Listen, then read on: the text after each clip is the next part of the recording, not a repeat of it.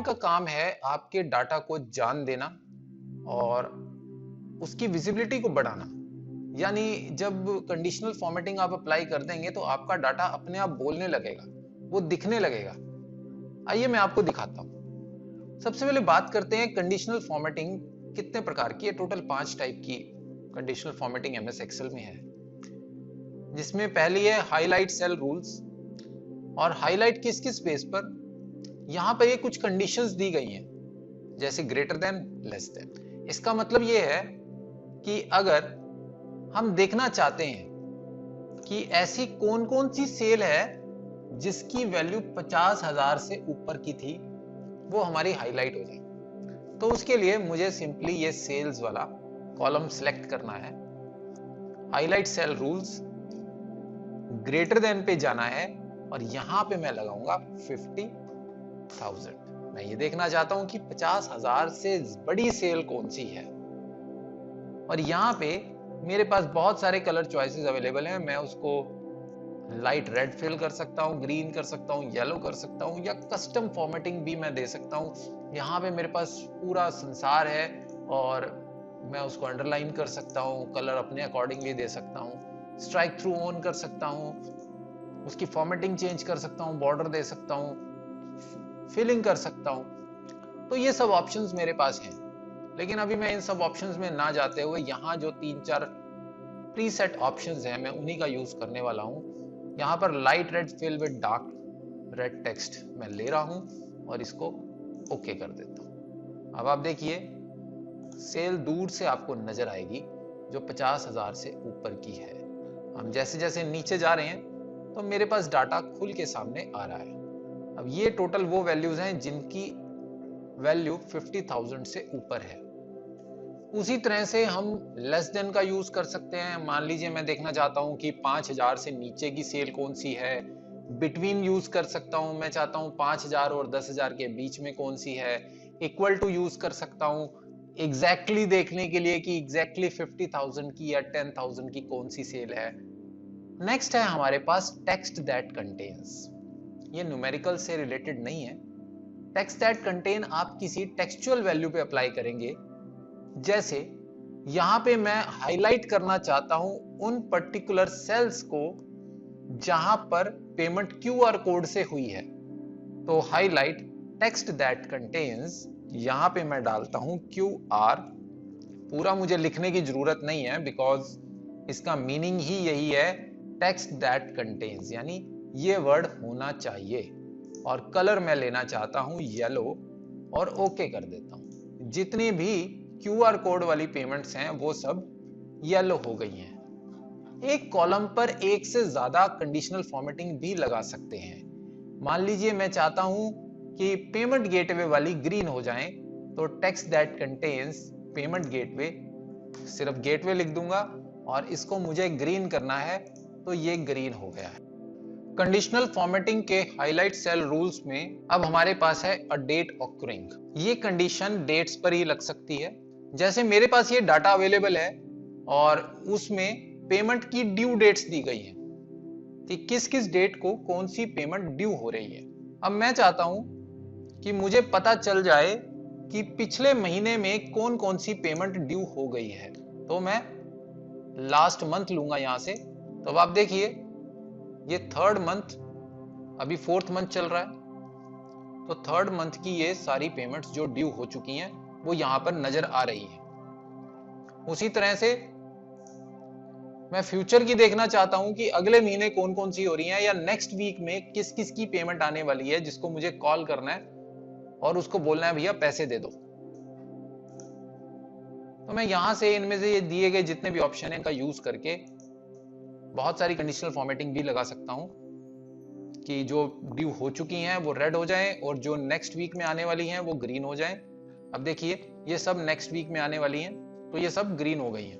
तो ये बहुत सारा आपका काम आसान करेगी ये कंडीशनल फॉर्मेटिंग। इसका यूज आप अपने रिमाइंडर्स पे कर सकते हैं। आपने अपने कुछ इंपॉर्टेंट टास्क पे रिमाइंडर लगाने हैं कि कौन सा काम कब ड्यू हो रहा है, किस आदमी से कब पेमेंट लेनी है, कौन कौन सी सेल पिछले महीने आई है। तो इस तरह के जितने भी टास्क हैं वो आप इस कंडीशनल फॉर्मेटिंग से अलग से कलर करके हाईलाइट कर सकते हैं। नेक्स्ट है हमारे पास डुप्लीकेट वैल्यूज। अगर आपके डाटा में कुछ डुप्लीकेट वैल्यूज हैं, उनको आप अलग से हाईलाइट कर सकते हैं। जैसे मैं एमआरपी में चेक करना चाहता हूं कि सेम वैल्यू के कौन कौन से प्रोडक्ट हैं, यानी ऐसे प्रोडक्ट्स जो एक से ज्यादा बार सेल किए गए हैं, तो मैं डुप्लीकेट वैल्यूज पे टिक कर दूंगा। अब देखिए जितने भी रेड हैं इनके मल्टीपल ऑक्यूरेंसीज हैं, लेकिन ये जितने भी व्हाइट हैं ये डुप्लीकेट नहीं है, यूनिक है पूरी तरह से। यानी सिर्फ इस वैल्यू का प्रोडक्ट सिर्फ एक ही बार सेल किया गया है और इन वैल्यूज के प्रोडक्ट बहुत बार सेल किए गए हैं।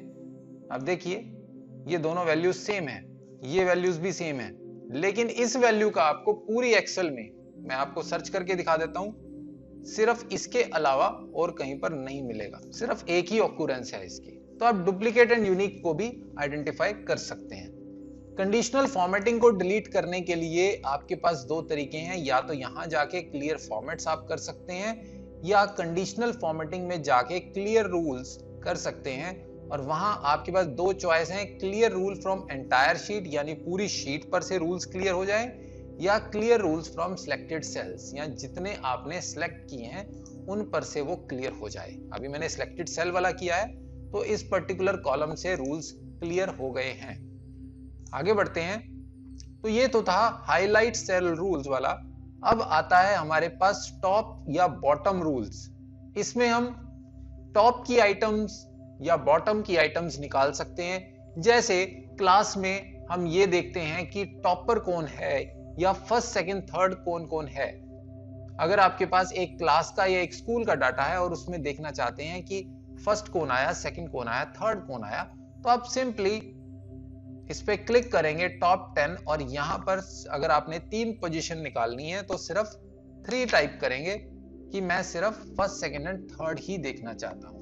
पर क्योंकि हमारे पास ये सेल्स का डाटा है और यहां पर मैं देखना चाहता हूं टॉप के 5 सेल्स, यानी बेस्ट 5 सेल्स जिनकी अमाउंट ज्यादा है, तो मैं यहाँ पे सिर्फ 5 टाइप करूंगा। और यहां कलर मैं लेना चाहता हूं ग्रीन, और ग्रीन को लेकर ओके कर दूंगा। अब देखिए सेल नंबर 1, सेल नंबर 2, 3, 4, 5, तो ये टोटल 5 सेल हैं।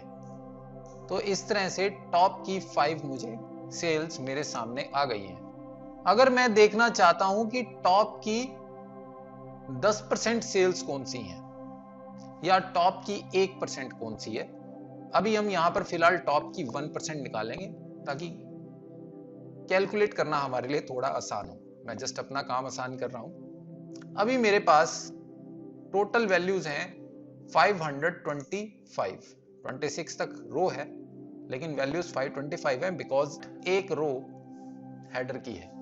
तो 525 का 1% कितना हुआ, मैं 1% देखना चाहता हूं, 5.25, यानी राउंड फिगर में 5 ही वैल्यूज हमारे पास आनी चाहिए। एग्जिस्टिंग कंडीशनल फॉर्मेटिंग को क्लियर कर देते हैं ताकि किसी तरह की कंफ्यूजन ना रहे। एक नई कंडीशनल फॉर्मेटिंग बना रहे हैं, उसमें डाल रहा हूं टॉप 1%, कलर कुछ भी मैं ले सकता हूं। सेम वही सेल वापस से मेरे सामने आ गई, 1, 2, 3, 4 एंड 5, तो वही 5 सेल वापस से मुझे दिख गई। तो यानी आप टॉप एंड बॉटम रूल्स लगा सकते हैं, नंबर्स में भी, परसेंटेज में भी। इसके अलावा आप अबव एवरेज या बिलो एवरेज ये कंडीशंस भी लगा सकते हैं। आपका जितना डाटा है उस सब का टोटल करके एवरेज निकाल लिया जाएगा, और उस एवरेज से जितनी वैल्यूज ज्यादा होंगी वो अबव एवरेज में शो करेगा, और जितनी वैल्यूज उस एवरेज से डाउन होंगी वो बिलो एवरेज में शो करेगा। अब ये देखिए ये सब वैल्यूज आपकी अबव एवरेज हैं। एवरेज आपकी वैल्यूज की कितनी है आप स्टेटस बार पे चेक कर सकते हैं, ये लाइव कैलकुलेट हो जाती है, इसके लिए आपको कुछ फॉर्मूला नहीं करना।